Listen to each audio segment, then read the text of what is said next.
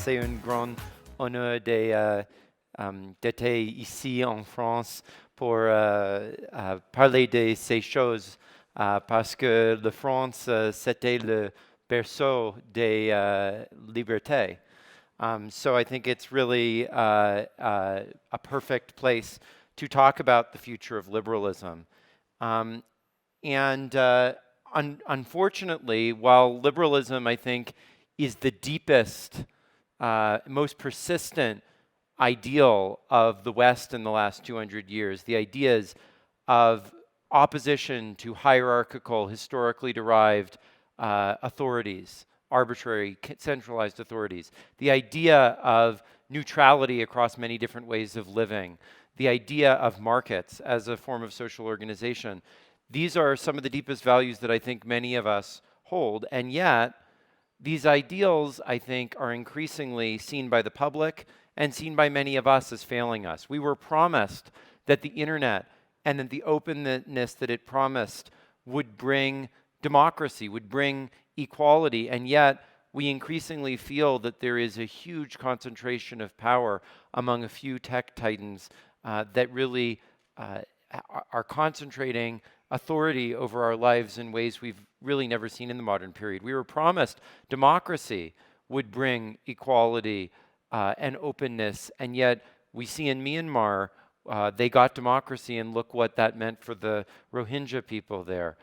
We are promised that private property was a way of securing to each citizen a private space that they could defend, and yet we see, for example, that the radio spectrum, which was privatized in the United States and in the United Kingdom, has been basically monopolized by people who are doing over-the-air broadcasting, and you have bad Wi-Fi, you have bad cellular services.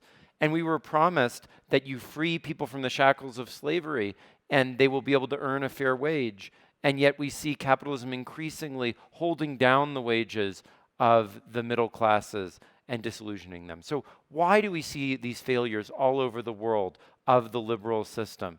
Well, my view is that liberalism has naively embraced individualism, and that we have to have a form of liberalism that moves beyond that. So liberal ideals have assumed that all the value that comes from the social networks and the common projects that we build should be treated as the private property of corporations. That's illogical. Liberalism has assumed away the minorities that live within modern developed countries and thought that it was enough to protect them to have democracy, even though democracy oppresses minorities. Liberalism assumed that private property would work just fine because there would be lots of competition, and yet every piece of land, every worker is unique. And that creates all sorts of problems with private property. And liberalism assumed that labor could defend itself against capital, and that capital wouldn't be far more concentrated than labor. And that has turned out to be wrong and to lead to all sorts of oppression. But there is a tradition in liberal thought involving people like the Marquis de Condorcet, Alexis de Tocqueville, Henry George, a famous American political economist, Beatrice Webb, the founder of the modern labor movement in the UK, Georges Clemenceau, a great French prime minister, and Hannah Arendt, that recognizes that our liberty, our freedom, is not individualistic. It is not a property of us as isolated islands. Instead, it is about the diverse, rich, overlapping societies that we can build together. And that what defines our individuality is our participation in a wide range of diverse communities.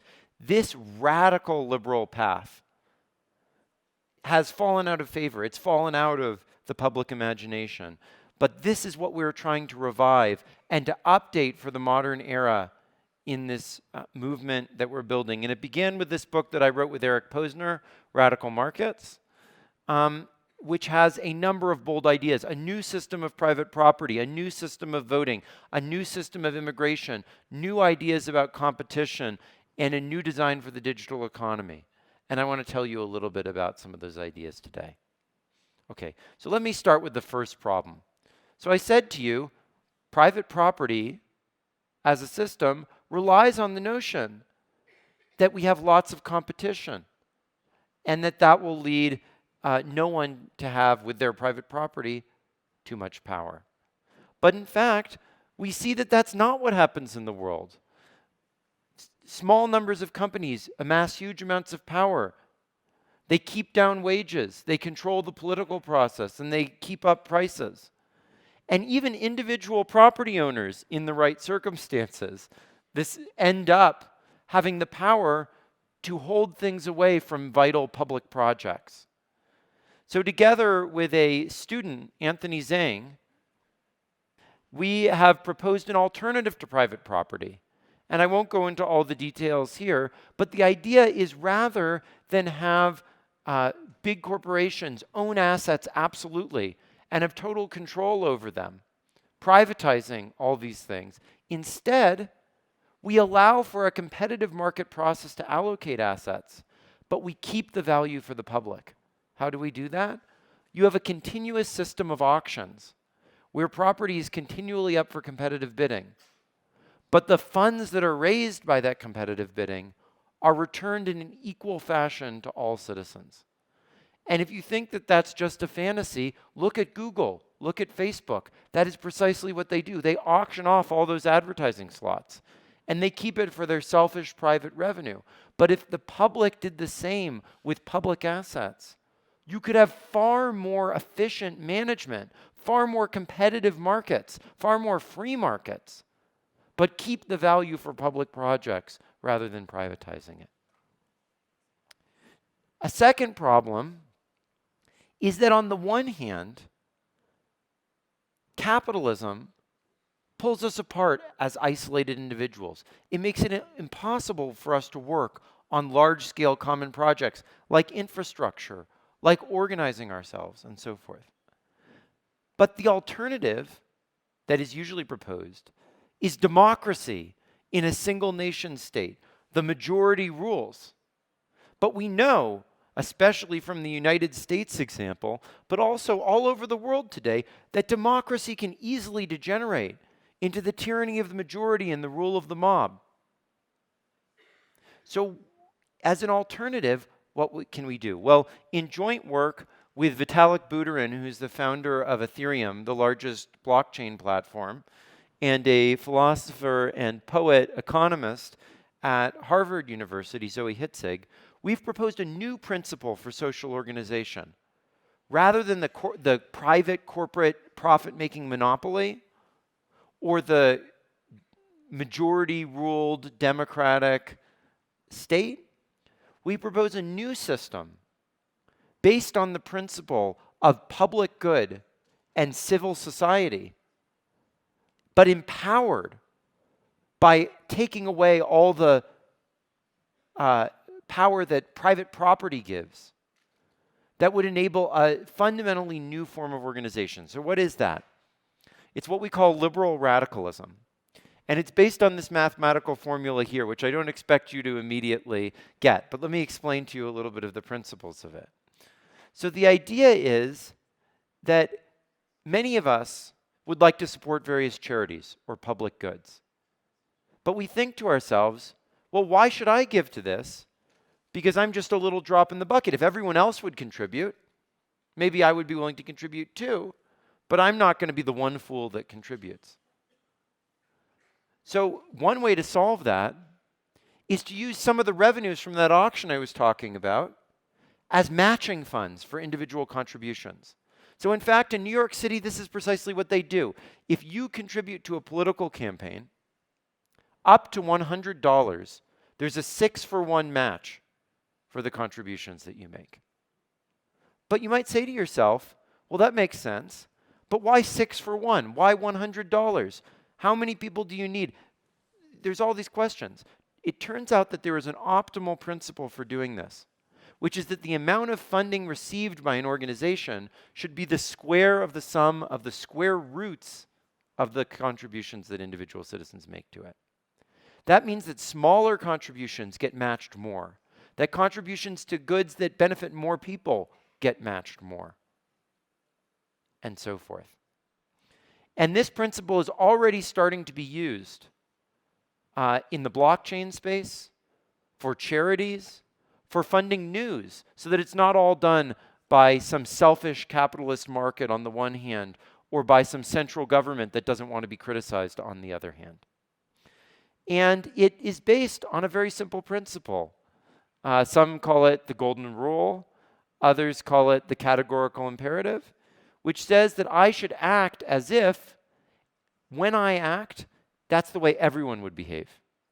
And in fact, this is a mathematical representation of exactly that principle, and offers a new way to organize ourselves instead of as governments or corporations.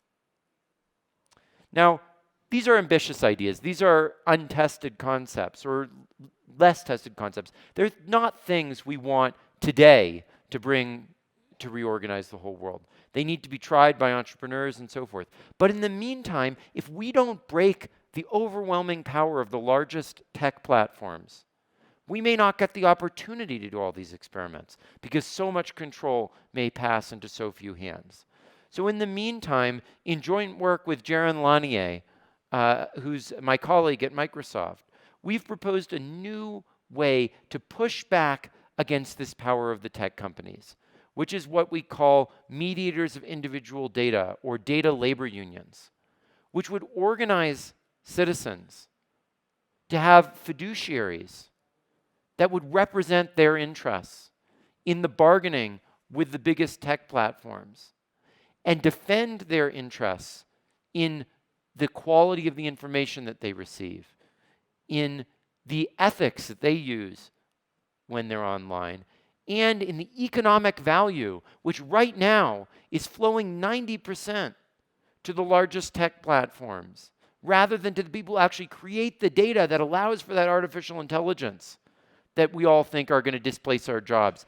These unions could protect all that without requiring the state to be the primary regulator. Instead, we would have a diverse range of these intermediate-sized institutions to help protect our interests and protect our civil society. And these things are growing up. There are hundreds of these organizations inspired by Jaron's work, inspired by our work, already created.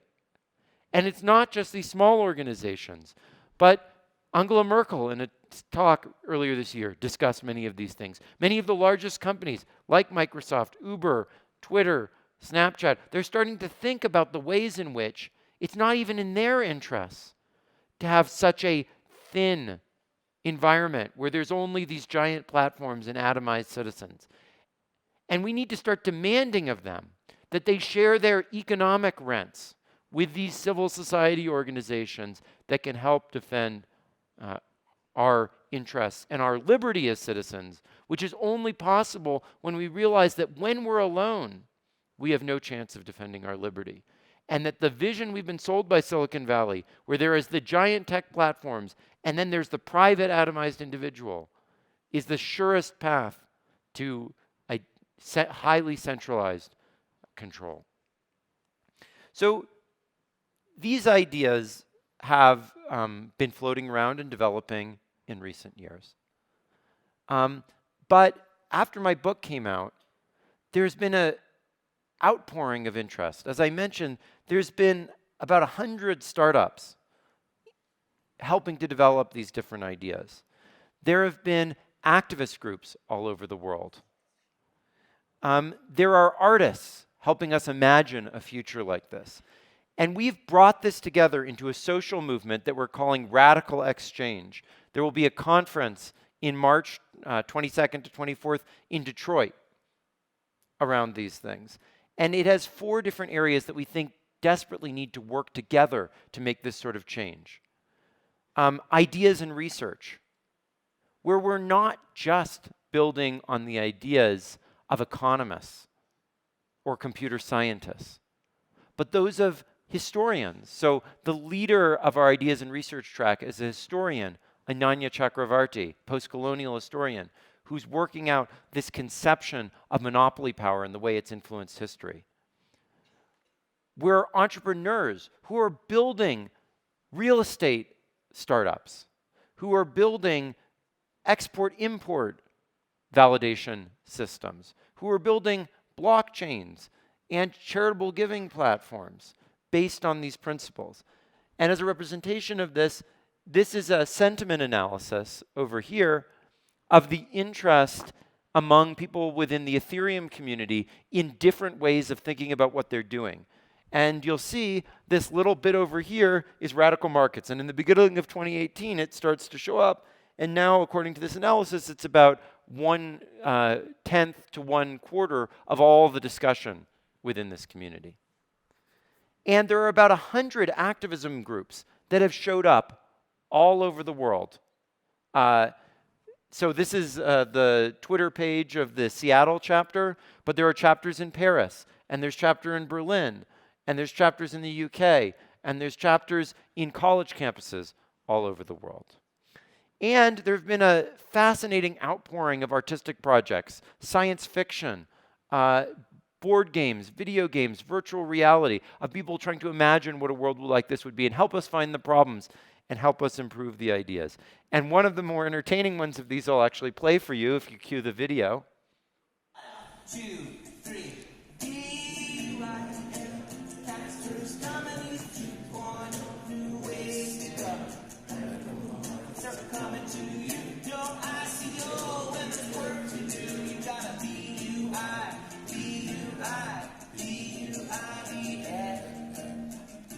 That's good. So this was a song that was sung. Yeah, very good, except you're singing way too soft. Yeah, so this was a song that was sung at DevCon, the largest blockchain conference in the world, by 3,000 people. So I hope some of you will be inspired to get involved in this movement. We desperately need people, thinkers, entrepreneurs, activists, government leaders, who are willing to earnestly experiment and help us create a new liberal vision that will allow for diversity, technology, free markets, but in a collective way that can create equality, cooperation, and a bright future that people can really believe in as an alternative to ethno-nationalism and extreme centralization of power under a neo-communist state, which is, I fear, too much the way that we are heading. Thank you so much.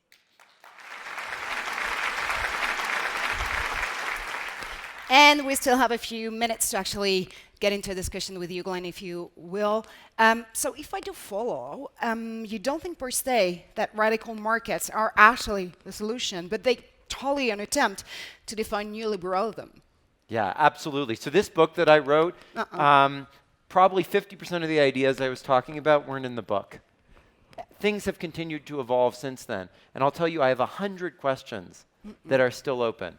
But what I hope the book could do is give people the hope that there are these market mechanisms, that there are these liberal systems, that there are these decentralized ways that we can solve the biggest problems. Because without that hope, I think the Steve Bannons and the Jeremy Corbyns of the world will inherit the future. And I think we need an alternative to that, because those are the discredited ways of the past, and we need a way to address the real problems of our society without falling back into those patterns. But the Jeremy Corbyns and the Steve Bannon of this world also know how to use technology, right? They do know how to use technology, but I don't think they really know how to harness technology for the sort of society we want. And if we don't couple technology with our vision of social change, if we don't instantiate in technology the way we want to see the world, we're going to get a dystopia, not a utopia. So if we actually do try to get a perspective on the political spectrum of the crypto sphere, would you say that radical markets is definitely the app killer when it comes to blockchain? Well, I think it depends who you ask. And of course, within the Bitcoin world, people have a very individualistic view. But I think Ethereum and much of the rest of the blockchain world, and what got people excited about it, was the notion that not just we could have this platform, but that it could be sustainably decentralized, that it wouldn't end up concentrating power in the hands of so few, and we can build it new. And that's exactly what we're working with leaders within this community on doing. And while people are very sad about the crypto collapse, Many of those people have realized the problems and are coming to work with us on building a brighter future that really protects these notions of community rather than isolated individuals. Well, speaking about the 1%, we've seen a lot of different grassroots movements trying to overcome governance as we know it about over the past few decades. Yeah. We can, Yeah. of course, state the Occupy movement, the Arab Spring, but in the end, they didn't success in the way they wanted to change the society. So what do you think that the platform, the Radical Exchange platform, and the Ethereum decentralized way of thinking, the mindset, would definitely make a change? Yeah, I think the real problem is, you know, look, this activism has been great in some ways, but activism, and this really goes back to the French Revolution, that's not coupled with a vision of a better world degenerates into chaos. And ideas that are not coupled with a practice of speaking to the common people become ivory tower and detached and oppressive. And art that isn't in communication with rigorous concepts and with real technology is ineffectual. So it's only when we are able to really communicate across those different aspects that we can make the change and the world that we want. Because that's what the richness and diversity of community comes from, is when we're willing to cooperate with each other and work together. And that's just what we're trying to do at Radical Exchange. Now, we were speaking about hope a few seconds ago. If you may, change as well maybe the driver of an election when it comes to a pure democratic type of election process. Of course, everyone is voting not for more of the same, but for radical change. So would you say that when you do apply the radical change mindset to any type of decentralized process, then the process of voting, in your, again, perspective, the main driver there will be progress? Yeah, so I think that in the near term, there's lots of concrete things we have to offer. I gave one example today about data and how we can reclaim control of our data and our attention. I think that's a very important issue, but it's not the only issue. There's things we can do to break up the power of investors who control so much of the economy, and there's lots of evidence that they're doing a huge amount of damage. There's real things we can do about that. To break up the power of companies over workers. So much of our antitrust competition policy is focused on the power over consumers, but workers are far more oppressed in many ways. So I think that there are concrete near-term things we can do to give people hope and to connect to a movement that has all these different aspects and that then can build on that and build a new coalition for a new liberalism. Now, you also mentioned the yellow vests and actually stated the fact that you were actually understanding the way they want to bring change. But the question here is more about what we've been witnessing over the past few years, like this 4.0 type of clash of claims when it comes to labor and workers. Where do you think we're heading from this very perspective? Can we actually better storytell what we're trying to bring together in terms of technology, political system, and economical system? Yeah, well, I mean, this is why I think that art and communications is such a critical part of this. And, you know, at the conference, we're going to spend about 1/4 of the time talking to artists. There's been some wonderful films, for example. I don't know if people have seen Sorry to Bother You. That's a wonderful understanding of the fundamental problems with capitalism today, something I really recommend to everyone. So I think that there have been those times when artists have played that critical role, the Ernest Hemingways of the world and so forth. And I think we need to recreate those connections between people who are thinkers and people who can help others imagine a better world. In the end, and I'm jumping on the fact that you were totally mentioning that platforms basically are just duplicating or reproducing monopoles in terms of the economy and the society mindset we're living in. But could we actually change the perspective? And we've been also attending for the past few years this type of platformization of states and of every single services that a state has to offer to its citizens in terms of authentication, in terms of security, health, education. Do you think that another pattern such as the Estonian state, which is definitely offering an entire cloud-based security, top security, of course, based identity or e-identity to its citizens, can actually make the services and the administration being way more trustworthy again? If the question is definitely about getting back that trust. Yeah, I think that there is a mistake that many people are making, which is to focus on models that are based either on the isolated individual or on a central authority, whether it's a state or a platform. And the problem with an isolated individual is nothing is meaningful if I'm alone. If no one knows anything I'm doing, it doesn't have any meaning. On the other hand, if everything comes from a single platform and you are just what the government says you are, you lose all the community that really gives you value. You lose the circles of intimacy that are really critical to privacy. Privacy is not about you alone. It's about what you share with your community rather than what you share with others. And so we need to recreate new data structures, network-based data structures that represent the nature of that intimacy, rather than putting everything into some cloud, which is really some server sitting under the control of Microsoft or some government someplace. Instead, we need data structures that actually represent the communities in which we live. And that rather than in this statist way of saying, here's your passport, here's your information, here's what we recognize, instead represent the way in which our communities create our identity. And technology, in a way that never was before possible, gives us the capacity to keep track of that in a way that's actually visible. Rethinking our economies and society through technology. Thank you so much, Glen Weyl, for your perspective. I guess he deserves some applause there.